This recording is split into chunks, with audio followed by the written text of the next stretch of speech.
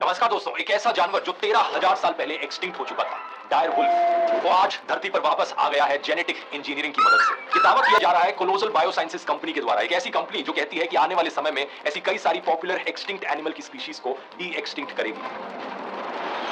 जैसे कि टास्मेनियन टाइगर जो एक समय पर ऑस्ट्रेलिया में पाया जाता था, डोडो बर्ड जो 1600s में मॉरिशस में एक्सटिंक्ट हो गई थी, या वुली मैमथ बर्फ में एक समय पर पाए जाने वाले ये बड़े से हाथियों के रिलेटिव्स जो 4000 साल पहले एक्सटिंक्ट हो गए थे। डायर वुल्फ जो इस कंपनी के अनुसार इनका पहला सक्सेसफुल अटेम्प्ट था किसी एनिमल को डी एक्सटिंक्ट करने का, ये पूरा प्रोजेक्ट अमेरिका की एक सीक्रेट लोकेशन में किया गया। यहाँ आप इस वीडियो में देख सकते हो, ये धूप में बैठे एक बाड़े में मजे कर रहे हैं। ये 5 महीने के हो गए हैं। इन बच्चों को कोई एहसास भी नहीं है कि ये कितने अनोखे हैं। ये एक ऐसे युग में पैदा हुए हैं जहां इनकी प्रजाति का कोई भी और सदस्य मौजूद नहीं है। और यही नहीं, इनके साथ एक तीसरे डायर वुल्फ ने भी जन्म लिया जो कि एक फीमेल थी और जिसका नाम कंपनी ने रखा खलीसी।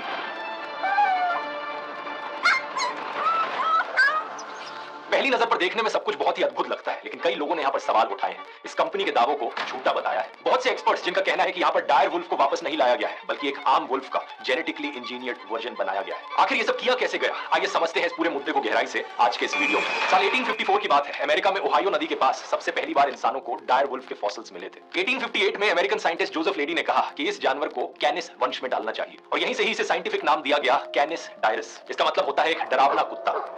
कैनिस जेनस में वो सारे जीव आते हैं जो कुत्ते जैसे होते हैं, जैसे कि कुत्ते, भेड़िए या सियार। फिर साल 1918 में एक scientist John Merriam Los Angeles के tar pits में डायर वुल्फ्स के फॉसिल्स को स्टडी कर रहे थे, और उन्होंने कहा कि ये जानवर बहुत ही अलग है, इसे कैनिस वंश में नहीं डालना चाहिए, इसके लिए एक अलग वंश होना चाहिए। लेकिन उस वक्त उनकी बात को गलत मानकर इग्नोर कर दिया गया। इसके बाद अगले 100 सालों तक लोग यही मानते रहे कि डायर वुल्फ ग्रे वुल्फ्स और मॉडर्न भेड़ियों के क्लोज रिलेटिव थे। लेकिन 2021 में नेचर जर्नल में एक स्टडी पब्लिश होती है जो डायर वुल्फ्स को लेकर इंसानों की समझ पूरी तरीके से बदल देती है। फॉसिल्स को डिटेल में स्टडी करने से पता चला कि डायर वुल्फ मॉडर्न भेड़ियों से बहुत अलग है। लगभग 57 लाख साल पहले ही ये बाकी वुल्फ की स्पीशीज से अलग हो गए। इसी स्टडी में यह भी पता चला कि डायर वुल्फ्स लंबे समय तक नॉर्थ अमेरिका में ग्रे वुल्फ्स और कायोटीज के साथ रहते थे, लेकिन इनके बीच में कोई इंटरब्रीडिंग नहीं देखने को मिलती थी, कोई जीन्स मिक्स नहीं हुए इनके। और फिर करीब 13,000 साल पहले सभी डायर वुल्फ्स धरती से एक्सटिंक्ट हो गए, लेकिन ग्रे वुल्फ्स बचे रहे। क्या कारण था इसके पीछे एग्जैक्टली कोई नहीं जानता, लेकिन ऐसा माना जाता है कि क्योंकि डायर वुल्फ्स बड़े जानवरों का शिकार करते थे, वो जानवर जिनका शिकार करते थे वो एक्सटिंक्ट हो गए, इसलिए ये भी एक्सटिंक्ट हो गए। एक और थ्योरी इनके एक्सटिंक्शन का कारण बताती है कि ग्रे वुल्फ्स की तरह इंटरब्रीडिंग नहीं कर पाए और इसीलिए ये अपने आप को एनवायरमेंट के साथ अडैप्ट नहीं कर सके। अगर मॉडर्न भेड़ियों से कंपेयर करोगे तो डायर वुल्फ्स का साइज करीब 25% बड़ा होता है। गेम ऑफ थ्रोन्स में डायर वुल्फ्स को बहुत ही बड़ा दिखा रखा है, इन्हें एक शेर जितना बड़ा दिखा रखा है, लेकिन असली में ये इतने बड़े नहीं होते थे। हालांकि ये जरूर है कि इनका सिर बाकी भेड़ियों से लंबा और चौड़ा होता था और जबड़े की मसल्स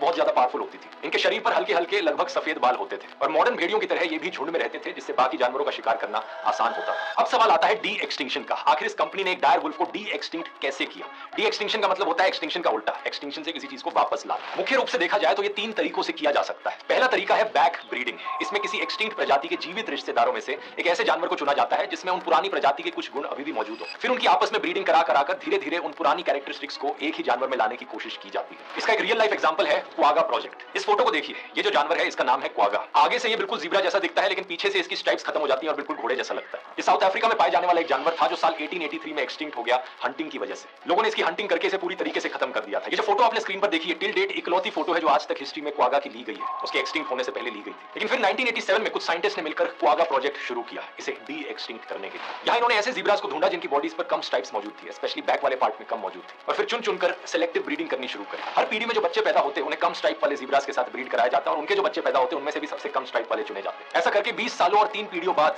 ऐसे ज़ीब्रास पैदा होने लगे जो बिल्कुल क्वागास जैसे दिखते थे। आज के दिन क्वागा प्रोजेक्ट का क्या स्टेटस है आप इनकी वेबसाइट पर देख सकते हैं। 1987 में ली गई ये पहली पीढ़ी की फोटो है जिस ज़ीब्रा पर बस थोड़े से कम स्ट्राइप्स थे, और 2022 में ये वाली फोटो जिसमें ये ज़ीब्रा ऑलमोस्ट एक क्वागा जैसा ही लग रहा है। इसी प्रोसेस को बैक ब्रीडिंग कहा जाता है। लेकिन एक सवाल यहाँ पर उठता है, क्या दिखने में क्वागा जैसा होना एक जानवर को सही में क्वागा बना देता है? असली क्वागा में ऐसे भी कुछ ट्रेट्स हुए होंगे जिनके बारे में हम नहीं जानते, और यही एक डिसएडवांटेज है बैक ब्रीडिंग का। दिखने में ये जानवर शायद पुराना जैसा हो जाए, लेकिन ये जरूरी नहीं कि उसकी जीन्स बिल्कुल वैसे ही हो जैसे उस एक्सटिंक्ट प्रजाति की थी। दूसरी डी एक्सटिंक्शन की टेक्निक आती है यहाँ पर क्लोनिंग। क्लोनिंग के जरिए किसी जानवर की बिल्कुल सटीक जेनेटिक कॉपी बनाई जा सकती है, लेकिन ऐसा करने के लिए एक एक्सटिंक्ट प्रजाति का एक सुरक्षित रखा गया सेल होना जरूरी होता है। क्योंकि यहाँ किया क्या जाता है, इस सेल के न्यूक्लियस को निकालकर किसी करीबी जीवित प्रजाति के एग्स में डाल दिया जाता है। सुनने में ये चीज करनी बड़ी मुश्किल लगती है और है भी, इसलिए साल 1996 में ही पहली बार था एक जानवर को क्लोन किया गया था।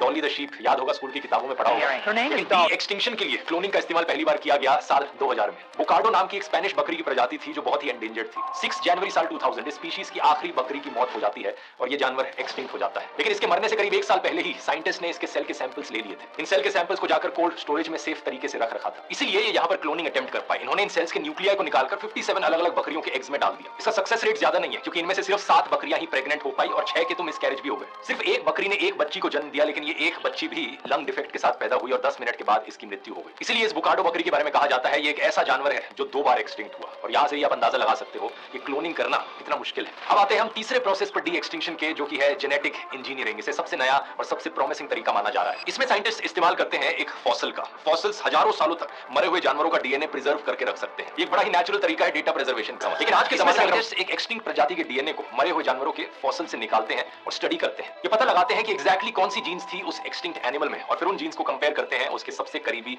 जीवित रिश्तेदारों से। इसके बाद ये डीएनए एडिटिंग का इस्तेमाल करके उस जीवित रिश्तेदार के सेल्स में उन जीन्स को बदलते हैं और वैसा बना देते हैं जैसा उस एक्सटिंक्ट प्रजाति में जीन्स थी। ये जो बदले हुए सेल्स हैं, आगे का प्रोसेस वही किया जाता है जो क्लोनिंग में किया जाता है। इन्हें एक जिंदा जानवर में डाला जाता है, जिससे उस जिंदा जानवर का नए सेल्स और नए जीन्स के साथ एक बच्चा पैदा होता है। इस प्रोसेस में 2 सबसे बड़े चैलेंजेस हैं। पहला ये कि जो एक्सटिंक्ट एनिमल है उसका पूरा और सही डीएनए हासिल करना बड़ा ही मुश्किल है। हजारों साल चैलेंज यहाँ पर यह है कि जब डीएनए एडिटिंग करी जाती है, लाखों की संख्या में डीएनए को बदलना ये भी कोई आसान चीज नहीं है। 2021 की बात है, अमेरिका में एक बिलियनियर बेन लाम और जेनेटिक्स के एक रिनाउंड साइंटिस्ट जॉर्ज चर्च ने साथ में मिलकर एक कंपनी शुरू करी जिसका नाम था कोलोसल बायोसाइंसेस। इस कंपनी का एक ही मकसद था, डी एक्सटिंक्शन, और इनका फ्लैगशिप प्रोजेक्ट है वूली मैमथ को वापस लाना, जो 4000 सालों से एक्सटिंक्ट है। इसकी बात मैंने वीडियो के शुरू में की थी। इसके अलावा ये टास्मेनियन टाइगर और डोडो बर्ड को भी वापस लाना चाहते हैं, लेकिन इन तीनों जानवरों में बड़े चैलेंजेस हैं। वूली मैमथ का सबसे करीबी जीवित रिश्तेदार है एशियन एलिफेंट, लेकिन एशियन एलिफेंट में प्रेगनेंसी का टाइम 22 महीने लंबा होता है, जो किसी भी मैमल में सबसे ज्यादा है। टास्मेनियन टाइगर की एक खास बात यह थी कि वो एक मार्सुपियल था, कैंगरूज की तरह उनमें पाउचेस होते थे, तो उनका बच्चा पैदा करने के लिए एक आर्टिफिशियल वूम बनाने की जरूरत पड़ेगी, जो बहुत मुश्किल हो सकता है। और डोडो बर्ड में मुश्किल बात यह आती है कि वो अंडे देती थी बाकी और चिड़ियों की तरह। इन अंडों की वजह से जीन्स को मैनिपुलेट करना मुश्किल है। तो 2023 में इस कंपनी की एक मीटिंग हुई जहां पर सभी लोग एक कमरे में मौजूद थे और डिस्कस कर रहे थे कि कौन सा जानवर सही रहेगा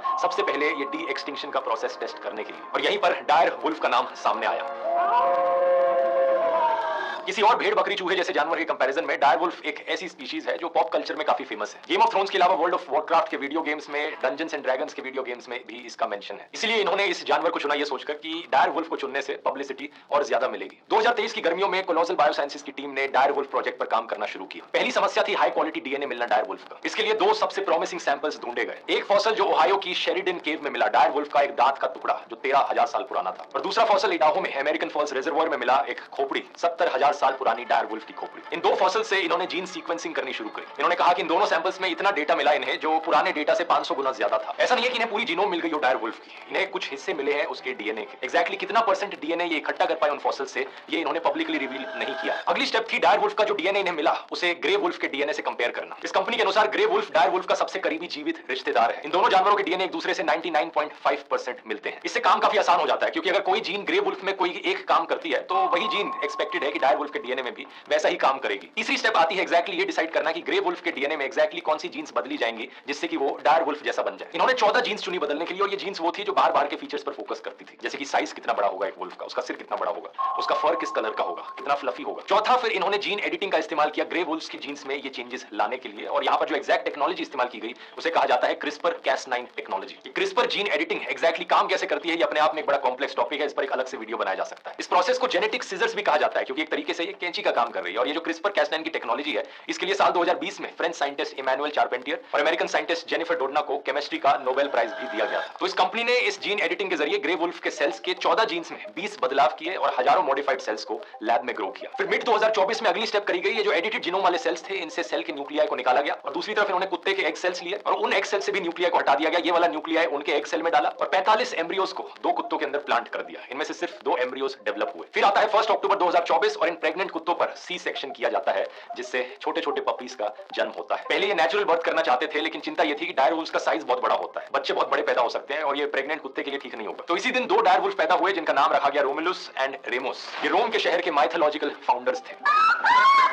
अपनी जिंदगी के पहले दिनों में डायर वुल्फ पपीज ने अपनी सरोगेट माओ का दूध पिया, जिन कुत्तों ने इन्हें जन्म दिया था, लेकिन इनकी मेटाबॉलिक नीड्स को पूरा करने के लिए ये दूध काफी नहीं था। बाद में इन्हें जल्द ही बॉटल से भी दूध पिलाया गया। अब टेक्निकली देखा जाए तो ये 2 डायर वुल्फ्स के बच्चे जो पैदा हुए ये दोनों क्लोन्स हैं एक दूसरे के, क्योंकि एग्जैक्टली सेम डीएनए इनके सेल्स में मौजूद है। लेकिन यहाँ पर इंटरेस्टिंग चीज ये है कि जुड़वा होने के बावजूद भी पैदा होते ही अलग अलग तरीके से बिहेव कर रहे थे। रेमोस जो है वो ज्यादा बहादुर था, रोमुलस थोड़ा शाय था। ये कोई हैरानी की बात नहीं है। लोग जब क्लोन शब्द को सुनते हैं तो वो इमेजिन करते हैं कि एग्जैक्टली 2 इंसान होंगे जो बिल्कुल ही एक जैसे दिखते होंगे, एक जैसा बिहेव करते होंगे, लेकिन असलियत में ऐसा होता नहीं है। इवन अगर आपका पूरा पूरा डीएनए सेम है, आपका बिहेवियर अलग अलग हो सकता है, आपकी पर्सनैलिटी अलग अलग हो सकती है, क्योंकि बहुत कुछ इन्वायरमेंट पर निर्भर करता है, जिस इन्वायरमेंट में आप बड़े हुए हो। इसके अलावा सेम जीन्स भी अलग अलग तरीके से उभर कर आ सकती है, अलग अलग ट्रेट्स रिफ्लेक्ट कर सकती है। कौन सी जीन टर्न ऑन हो रही है, कौन सी जीन टर्न ऑफ हो रही है, इसे पहले से प्रिडिक्ट कर पाना नेक्स्ट टू इंपॉसिबल है। यही चीज एक्सटिंक्ट जानवरों के लिए भी कही जाती है। कोई जानवर कैसा बनकर निकलता है ये सिर्फ उसके डीएनए पर डिपेंड नहीं करता, बल्कि उसके पालने वाली मां पर भी डिपेंड करता है, आसपास के वातावरण पर भी डिपेंड करता है, उसका खाना पानी कैसा है, उसके शरीर में रहने वाले माइक्रोब्स किस तरीके से हैं। बहुत सारे फैक्टर्स हैं यहाँ पर जो एक इंडिविजुअल ऑर्गेनिज्म को एक ऑर्गेनिज्म बनाते हैं। लेकिन एनीवेज अपनी कहानी पर वापस आए तो 30 जनवरी 2025 को खलीसी का जन्म होता है, एक फीमेल डायरवुल्फ। इस कंपनी के मालिक बेन लाम का कहना है कि इन तीनों को ही ब्रीड करने की अनुमति नहीं दी जाएगी। इनकी कंपनी जेनेटिक इंजीनियरिंग से केवल 3 से 5 और ऐसे जानवर बनाएगी। उन्हें उनके प्रिजर्व में रखा जाएगा, जिसकी सुरक्षा 10 फुट ऊंची सिक्योरिटी फेंस और ड्रोन सर्वेलेंस से की जाएगी। पर इनसे मिलने का सिर्फ कभी कभार आने वाले बिलियनेयर्स को ही मौका मिलेगा। तो यहां एक दफा के लिए अब आप इन डायरवुल्फ्स के पर्सपेक्टिव से सोचो। ये अब ऐसी उम्र में है जब इनके माता पिता आमतौर पर इन्हें शिकार करना सिखाते हैं, लेकिन जाहिर सी बात है इनके माता पिता है ही नहीं और इन्होंने कभी दूसरे भेड़िए देखे भी नहीं है। इनकी पूरी जिंदगी अब एक हाईली कंट्रोल्ड एनवायरनमेंट में बीतेगी, जो बहुत ही अलग होगी अगर आप उस एक्सटिंक्ट जानवर से कंपेयर करो जो डायरवुल्फ थी। 10-20 साल बाद जाकर जब इन भेड़ियों की मौत होती है तो हो सकता है बुकाडो की तरह ही ये दूसरी प्रजाति बन जाए, दूसरी बार एक्सटिंक्ट होने वाली। तो साइंटिफिकली देखा जाए ये एक बड़ी अचीवमेंट जरूर है, लेकिन जो क्रिटिसिज्म किया जा रहा है लोगों के द्वारा वो भी जायज है, क्योंकि डी एक्सटिंक्शन का असली मतलब किसी जानवर को सिर्फ दोबारा से जिंदा करना नहीं होता शो पीस के तौर पर, उसके साथ फोटो खिंचवाने के लिए, एंटरटेनमेंट के लिए। इसका मतलब होता है उसे दोबारा से हमारी धरती पर इकोलॉजी में जगह देना, उसे वही इकोलॉजिकल रोल दोबारा देना जो वो एक समय पर निभाया करता था। जैसे कि वूली मैमथ साइबेरिया की घास के मैदानों को बनाए रखने में मदद करते थे, उस पूरे इकोसिस्टम का उस वक्त वो एक बहुत ही महत्वपूर्ण हिस्सा था। सवाल यह है कि अगर डायरवुल्फ जैसे जानवर को वापस जिंदा किया गया, क्या हमारे इकोलॉजिकल बैलेंस में इसके लिए कोई जगह है? जो लोग इसके सपोर्ट में वो कहते हैं कि एक बड़ा शिकारी जानवर था और आज के दिन शिकारी जानवरों की काफी कमी है, तो डायरवुल्फ को वापस लाकर हमारे जंगलों में छोड़ने से बैलेंस वापस रिस्टोर हो जाएगा, स्पेशली अमेरिका में जहां ये रहा करता था। लेकिन जब कोई प्राइवेट कंपनी करोड़ों रुपए खर्च करके इस जानवर को वापस लाई है, तो क्या लगता है इकोलॉजी में बैलेंस वापस लाने के लिए लाई है या फिर अपने फायदे के लिए लाई है? ज्यादा पॉसिबिलिटी ये लगती है कि इसे एक जू में शोपीस की तरह रखा जाएगा, जहां पर लोगों के लिए ये एंटरटेनमेंट का जरिया बनेगी। सवाल यहां पर ये भी है कि डायरवुल्फ एक ऐसा जानवर है जो नेचुरली एक्सटिंक्ट हुआ है, जिसमें इंसानों का इतना बड़ा रोल नहीं था। जो भी क्लाइमेट चेंज 10,000 साल पहले देखने को मिला, जो भी नेचुरल चेंजेस आए हमारे इकोसिस्टम में, उसकी वजह से ये जानवर एक्सटिंक्ट हुआ है। तो क्या आज के इकोसिस्टम में सही मायनों में इसके लिए कोई जगह भी है? जिन जानवरों का शिकार डायरवुल्फ किया करते थे वो जानवर खुद एक्सटिंक्ट हो चुके हैं। अगर आज इन्हें वापस जंगलों में छोड़ा गया तो ये उन जानवरों का शिकार करेंगे जिनका शिकार ग्रे वुल्फ और बाकी भेड़िए करते हैं। फूड सोर्स के लिए इन दोनों भेड़ियों के बीच में कंपटीशन देखने को मिलेगा और हो सकता है वही चीज दोबारा हो जो 13,000 साल पहले हुई थी, डायरवुल्फ का एक्सटिंक्शन। और ये सब तो मैं ये अज्यूम करके कह रहा हूं कि ये एक्चुअली में एक डायरवुल्फ है, लेकिन क्या एक्चुअली में ये डायरवुल्फ है भी? इसका जवाब है शायद नहीं। ये एक जेनेटिकली इंजीनियर्ड वर्जन है ग्रे वुल्फ का, एक ऐसा ग्रे वुल्फ जिसमें कुछ 14 जीन्स को बदला गया है। लेकिन जीन्स कितनी सारी होती हैं एक जीनोम में? ये नंबर मिलियंस में होता है। यहाँ पर 0.0001% जीन्स भी चेंज नहीं करी गई हैं। अगर एक ग्रे वुल्फ और डायरवुल्फ के डीएनए में 99.5% का मैच होता है, तो ये जो नया डायरवुल्फ बनाया गया है इसका मैच भी 99.5% का ही रहेगा इस पुरानी एक्सटिंक्ट डायरवुल्फ की स्पीशीज से कंपेयर करोगे तो। क्योंकि सीधी बात यही है कि अगर एग्जैक्टली हमें वही जानवर बनाना है जो एक्सटिंक्ट हुआ है, तो हमें पूरा उसका जीनोम पता होना चाहिए और हमें वही हजारों चेंजेस करने पड़ेंगे जीन्स में एग्जैक्टली वही बनाने के लिए, अगर हम वही बनाने की बात करते हैं तो। क्योंकि सोचकर देखो, चिंपांजी और इंसानों में भी 98.8% डीएनए मैच करता है। अब यहाँ पर कल को कुछ साइंटिस्ट बोले कि हमने चिंपांजी के डीएनए में 14 चेंजेस कर दिए हैं जिससे वो दिखने में इंसान जैसा हो गया है, क्या इसका मतलब ये होगा कि वो सही में इंसान बन गया? बिल्कुल भी नहीं। यहाँ पर जरूरत है टेक्नोलॉजीज और पैसे का उन स्पीशीज पर इस्तेमाल करने की जो आज के दिन भी जिंदा है लेकिन एक्सटिंक्शन की कगार पर है। हमें उन स्पीशीज को बचाने पर फोकस करना चाहिए जिन्हें आज के इकोसिस्टम में, आज की धरती पर ऑलरेडी जगह मिली हुई है। जैसे कि नॉर्दर्न व्हाइट राइनोस। सन 1970 में 500 से भी ज्यादा नॉर्दर्न व्हाइट राइनोस अफ्रीका में मिला करते थे, लेकिन आज के दिन सिर्फ 2 बचे हैं, सिर्फ 2, और ये भी बूढ़े हो चुके हैं। इनके जाने के बाद नॉर्दर्न व्हाइट राइनो की स्पीशीज हमेशा के लिए धरती से गायब हो जाएगी।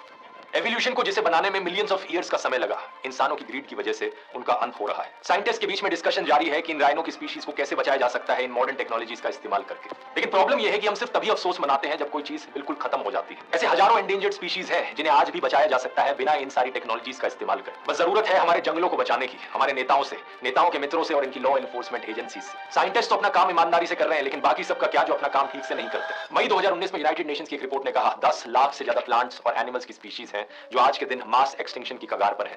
अगर आज हम इन स्पीशीज को बचा लेते हैं तो फ्यूचर में इन्हें डी एक्सटिंक्ट करने की जरूरत नहीं पड़ेगी। वो कहावत है ना, N ounce of prevention is worth a pound of cure. ये वीडियो पसंद